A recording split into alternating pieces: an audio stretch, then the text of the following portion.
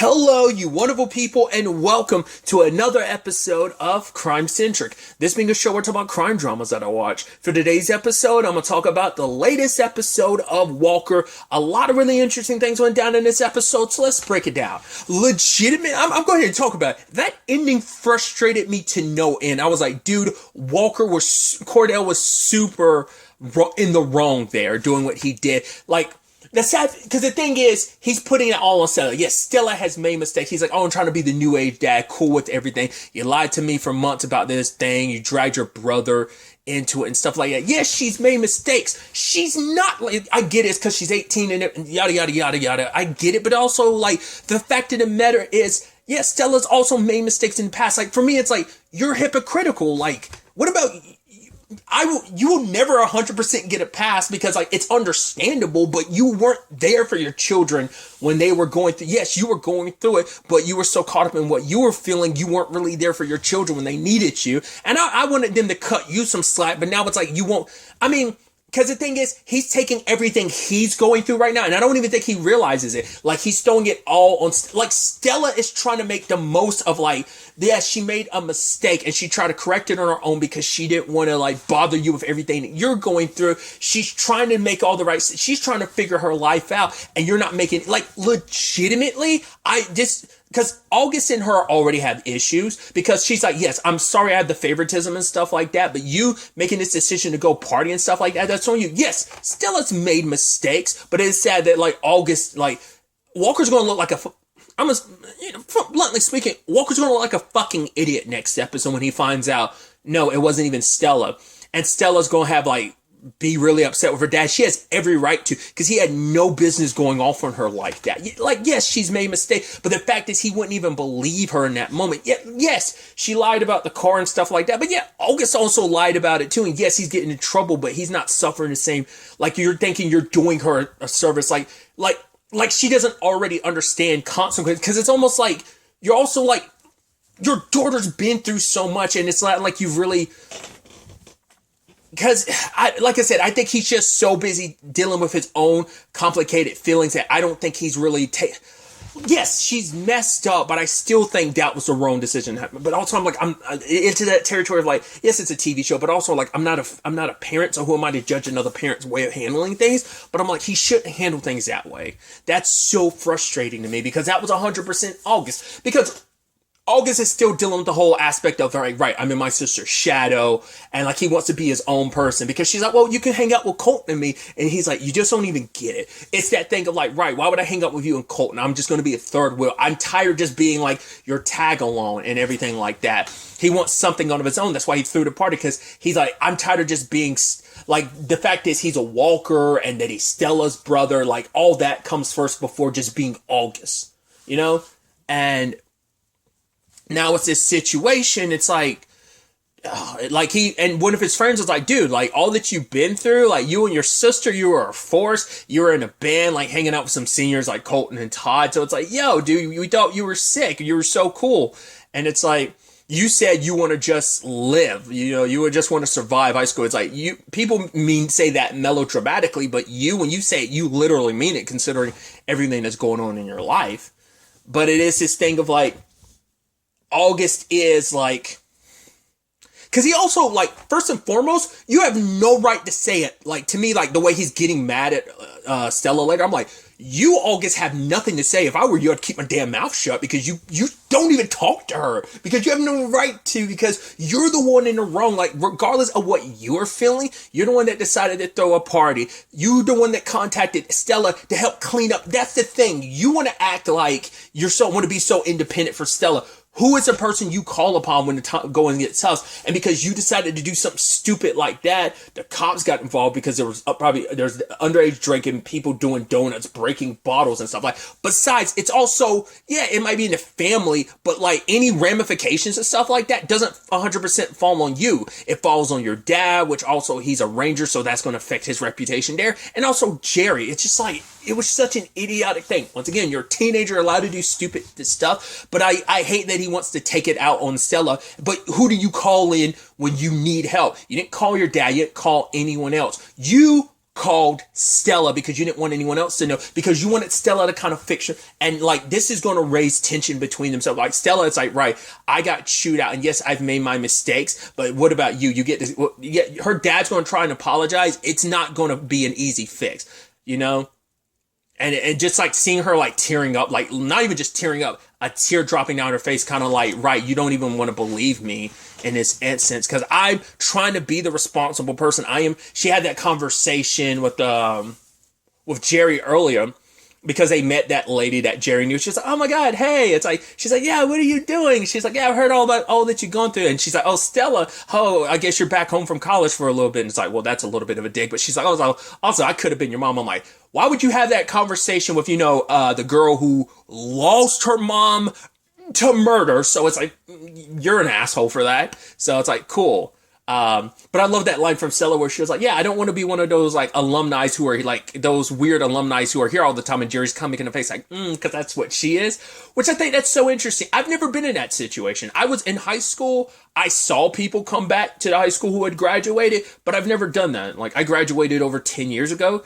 I don't know. At this point, I feel weird. Like I doubt any of my damn teachers will remember me because I was a quiet dude no one paid attention to, so I'm like, I'm sure none of my teachers remember me, so it's like, there'd be kind of no point to go back for me. It's not even like, I always stayed in the shadows. I always wanted to stay in the background. So like, that's why I feel like there probably wouldn't be much reason to go back, but it's just like, yeah, it's just, Stella feels it because it's a complicated thing, because it's like, right, these are my stomping grounds, wait to get away from them. Because I think it's a combination of feeling like, oh, I'm back here already. I didn't go off to college like I thought I wanted to. So, oh, dude, that's just, I legitimately, I'm not even frustrated. Cordell, the way he handled things at the end of this episode, legitimately didn't even frustrate me. It pissed me off. I was like, dude, I want to punch Cordell in the face. I was like, you suck in this moment. I was like, damn, like, once again, like, I know she's messed up. I know she lied about the car and stuff. And it's just like, because it just feels like, he's just taking out his frustrations about everything else on her, So, speaking of his situation, him and Cassie are delivering some evidence, and they're supposed to, and it's also like, right, because that's another thing too. What did you do? You took Cassie to see her family, which we'll talk about, which was a good thing, was a nice thing, but it also plays into the whole thing of like, right, you were there for Cassie when she needed you. You kind of didn't make that same excuse for August, which he feels like, right, their dad bends over backwards for Stella, but it's like he bends over backwards for you as well. But it's just because it seems like he was like being okay, like the way he handled the whole Stella thing. It's just because he's been overcompensating for like how angry he's. Once again, he's trying to be the cool dad, like the new age understanding dad or whatever. It's kind of how he phrased it.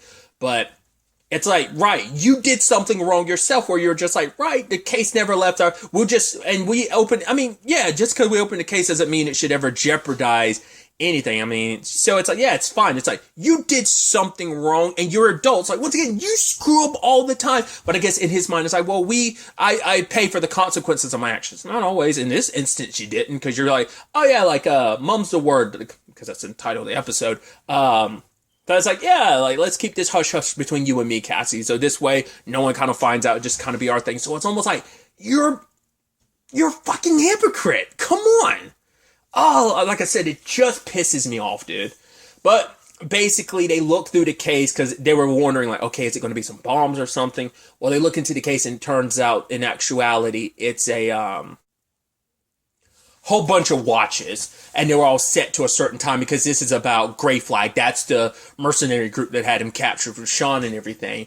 And so it's like, right, then all the watches synchronized. It's like that's the same time that they would basically come in and torture him and everything. So, but looking through the files, it is interesting, like considering what they had on Miles wasn't a lot, to be fair. He was an outsider. Fitton, their records on Fitton only started like halfway through his career as a ranger, but man, they've got the thickest file on Cordell from everything. Was it dental records to like his upbringing, his kid's birth? And she's like, yeah, it seemed like they were obsessed with you, but Walker doesn't think much of it. He's like, Grey Flag is dead. I'm like, there's no way this organization is actually done. Once again, I was under the impression like, oh, Gunner had to be like his his mentor had to be a part of this, but it's like, no, he's dead. But I'm like, maybe he's not.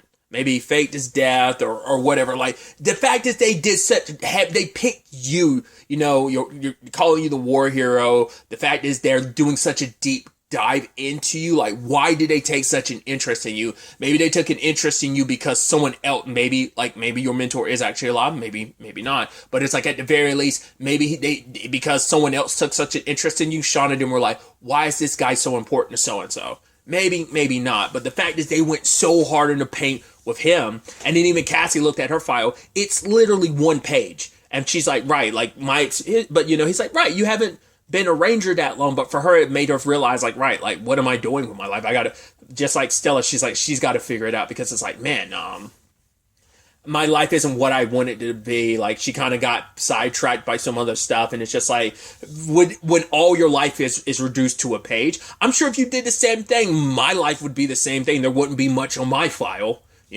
So that's why I'm almost like, yeah, I'm kind of in the same boat as Cassie in that regard. And it kind of flows with that conversation Jerry had about, you kind of just, for example, Jerry was originally going to go to like the business school and stuff like that. That's the path she was going to go down. But then her dad died, left her to sidestep, and she just kind of went with the flow of like the hand that she was dealt. And it's like, sometimes that's all you can do, is do that. So that was kind of her message to, Stella, but I think it's a little applicable to Cassie, but also to Cordell, because, for him, he's like, right, what I went through, there's always going to be some trauma on the horizon, just because it's the nature of the work. There's always going to be people coming after me. So it's not about like, hey, I got through this, let's leave it in the rear view. It's like, all right, this had happened to me, and it's going to be about how I respond to it inevitably happening again at some point in the future. It's what that really comes down to. So,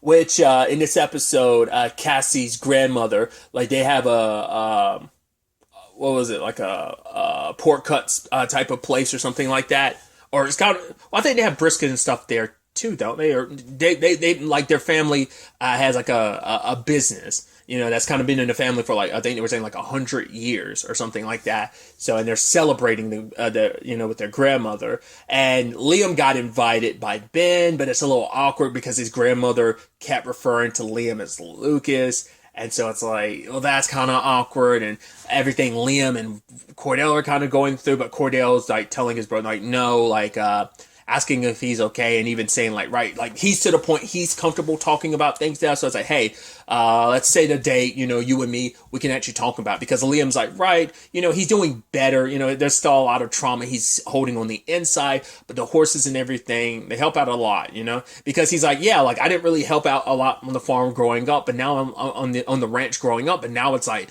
oh, like, now I'm relying on these horses so much to help me through my PTSD, my trauma. But now with everything that it's going on in this episode, I feel like Cordell will probably be so sidetracked with everything with August and Stella. I would not be surprised if everyone kind of chastises him for what he did, And I hope August feels bad. I hope he realizes, like, I guess for him, he probably feels like, well, it's fine for things to kind of finally be on the other foot. But now it's a different circumstances, so maybe he will feel bad, because it's like, she didn't just get in trouble. Your father left her in jail as a lesson, because of your decision. You're like, oh, the favoritism and stuff. It's like, oh, favoritism just went out the damn window in that moment. You got the favoritism in that. It's like, oh, you finally got what you want. You got your dad kind of being there for you, kind of ended up, in an effed up way, choosing you over your sister. Hope you're happy. I hope, I'm saying that obviously super sarcastic, and I hope you're miserable, and I hope you feel bad, and I hope you make it up to your sister. If she doesn't accept your apology from you or your dad, like, I don't blame her, dude. Dude, she had, to me, I'd be so mad. It's like, yes, I made mistakes before, but we're not even talking about all that. This is something that wasn't even me. He's the one that threw the party. He's the one that invited those people, like, draining the taps at the bar. It's like, come on. He didn't give a shit. It's like, oh, I'd be fuming. Those were probably tears of sadness and fury, and I would be so mad at him right now. I'd be so pissed at both of them. I hope Abilene and Bond kind of chew Cordell out for that, like how he handled that. I hope even Liam does too. But I think, like, right, it's probably going to cut into the converse. It's just his balancing act has not been right. Like, because once again, he's been so like, no, I'm okay, I'm good, that he just doesn't realize him, like, he legitimately flew off the handle. Yes, he's gotten on his children before, but to this extent, like, she had already graduated high school with the whole car situation, but you were like, you let that slide. It's like, now this is where you're really drawing the line about the party and stuff like that, which it wasn't even her, your inability to believe her. Like, I know, but it's like, still, like, you weren't even going to give her, you didn't even give an opportunity. She's like, no, go talk to August. He'll tell you. Like, you didn't even give her a chance. You know, that's so frustrating. Either way, I gotta, woosah. Gee, like I said, that legitimately pissed me off. I'm like, God, you suck for that, Cordell. But, you know, Liam and Ben are, you know, figuring things out, because Liam kind of felt a little awkward, you know, it's like, because Ben's like, right, you haven't really talked about everything you've been through. He's like, yeah, but I feel like that's something he should, you know, I should only really talk to my brother about, considering we went through it together. But it's both of them trying to figure out what this is, you know? And, you know, it's like, right, they're figuring this out, the awkwardness of it all. They both want to keep going down this road till they figure out, like, you know, what this is, you know, boyfriend, you know, situation, and where this kind of goes from here. Because he didn't necessarily officially invite Liam. It was more so like Cassie kind of inadvertently did that, because she was like, yeah, what if I can't make it and stuff like that. So I did like the dance they did. It's like, apparently it's something they would do from time to time as kids. So I thought that was kind of a cute thing between Ben and Cassie. So there's that. Another side of this episode dealt with Trey obviously officially being welcomed as a Ranger. Side note, is the actress who played his mom different? Because, like, she was only in season 1, I believe. Maybe she popped up in season 2. I don't remember. I don't know if feels like that's a different actress, but maybe it's the exact same actress. I don't know. Either way, his mom has reservations about this, understandably so, because she even opens up about it later. It's like, she had her reservations about, like, she was happy to know that he walked away from the military, so she wanted him to kind of settle down, have a family, have kids, especially because he was working as a coach at a high school. It's like, yeah, you had a safe job, but now it's like, especially with everything that's going on recently. I mean, like, even James talked about, like, right, I could have died, your son saved me. Everything that went down with Cordell recently, it's like, all the stuff that's kind of happened in his life, plus most recently getting kidnapped and tortured. Like, of course that's going to make her feel a certain way. But obviously for Trey, this means a lot for him, finding that next chapter in his life, but also knowing, like, right, I got Cassie, I got Cordell, I got James by my side. And even James had talked to his Trey's mom about, like, right, I get it. Like, the look on your face, he's like, I recognize it. My mom had the exact same look on her face, but it's like, your son is something special. And I know that I know that this is the right pit, because he's looking at Trey as eventually his successor to take over for him. He sees something in Trey that it's not like, you're not only good for this job, you're good for what the changes you can make in the long run, the good you will do, you know, eventually taking on, like, James's seat and position and stuff like that later on down the road. He's setting Trey up for that, because he was initially aiming for Mickey to do that. So, which he did get apparently he gets a letter from Mickey from time to time. It's like, she's somewhere with her mom. We never specified, well, I guess it's like, they say just mom, so I'm assuming biological mom and not her aunt. Because I feel like they probably, like, shifted that around at this point in time, so it's probably like a legitimate thing of, like, no, like, she's like with her mom, you know, so. Obviously, like, she's going to need a little bit of time, which Trey understands, like, but obviously she's like, I do support you no matter what. It is a thing of, it's probably just going to take me a little time to kind of adjust to all of this. And even James giving him that belt, that symbolism of, like, he's like, yeah, the guy, when he was coming up as a ranger, there was a guy who was, like, one of the only, like, black rangers at the time, and he was kind of a mentor to me. And when it was my time to, like, you know, become a ranger, he drove all the way here to give me this. It's kind of this symbolism of letting people know, like, hey, we are, like, I'm here, I'm by your side. It's a legacy, and the legacy that they can bring to the legacy of the Rangers and being black amongst the Rangers and that legacy too. So there's a lot to that gift that was given to Trey. There's a lot of, once again, a lot of history, a lot of legacy to it. So I even love the whole thing of James being like, oh, you can telling his mom, Trey's mom, you can call him Larry. Trey's like, oh, can I call you Larry? And he's like, no. So I thought that was nice. But yeah, having to dealing with some mamas recently, like which feels weird to say that.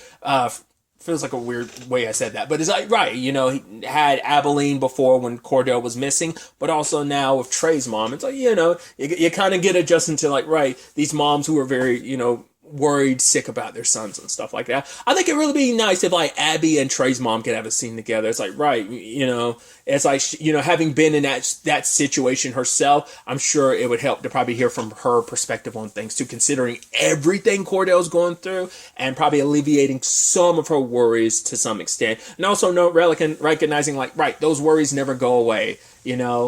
All you can do is hope and pray and believe, and that's, and, support them on the decision that they made to go down this path. So, I'm also curious about the thing that we never found out what it was that, she had to shut down, like, the alumni, like, the thing that she was doing, but, like, where Jerry went at this episode, like, she got called about something. I was like, I wonder is that something on the Davidson side of things, like, maybe we'll find out next episode what that was about, because it was just kind of all of a sudden she's like, yeah, I gotta go. I'm like, what was that about?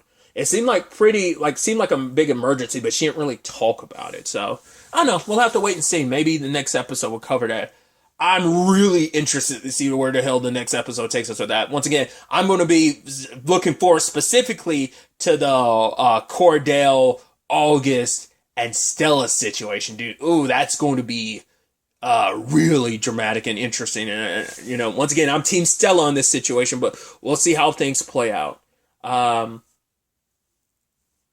should also point out, too, like, because of that file thing, like I said, like, I feel like the gray flag thing isn't done. Cordell's so sure it is, because, like, all those people have been dealt with, but I'm still not convinced. But we'll ultimately have to wait and see where all of this ends up taking us going forward into the next episode.